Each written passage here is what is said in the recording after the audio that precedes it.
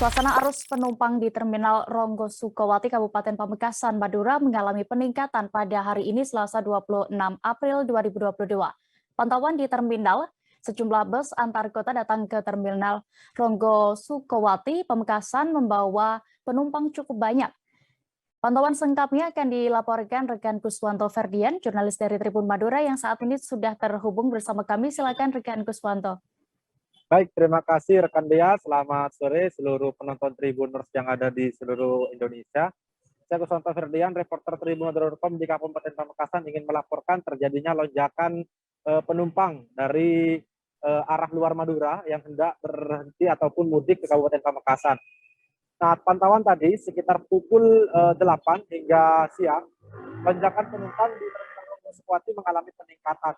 Tadi juga tim Kasatgas membuka posko untuk melakukan pengecekan peduli lindungi dan juga langsung melakukan sterilisasi terhadap para penumpang yang datang dari luar Madura dan hendak masuk ke Kabupaten Pamekasan. Nah, berdasarkan hasil wawancara yang sudah saya lakukan dengan petugas penarik karcis di salah satu bus di Terminal Ronggo Sukowati Kabupaten Pamekasan, saat ini terjadi lonjakan penumpang sekitar 20%. Ini mengalami lonjakan penumpang dari hari biasanya yang terbilang sepi begitu. Sehingga tadi penumpang yang datang dari luar Madura dan hendak menuju Kabupaten Pamekasan itu cukup banyak. Namun sebaliknya, arus yang dari Kabupaten Pamekasan yang hendak pulang kampung atau pergi ke luar Madura itu lebih sedikit. Rata menurut dari Kasatgas Terminal Ronggo Sukowati Pamekasan, arus mudik tahun Lebaran tahun ini diprediksi lebih banyak daripada tahun sebelumnya. Nah, banyaknya lagi yaitu banyaknya penumpang ataupun para pemudik yang dari luar Madura yang hendak pulang ke Kabupaten Pamekasan.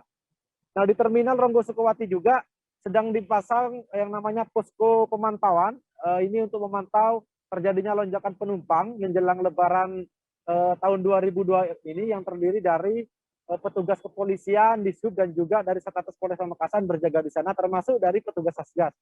Nah, tadi Kasatgas juga memberitahukan kepada para penumpang yang hendak pergi ke kabupaten selain dari Pamekasan dan juga pergi ke luar Madura agar memiliki aplikasi Peduli Lindungi karena ini diwajibkan terhadap para penumpang yang hendak menaiki bus di Terminal Ronggo Sukowati.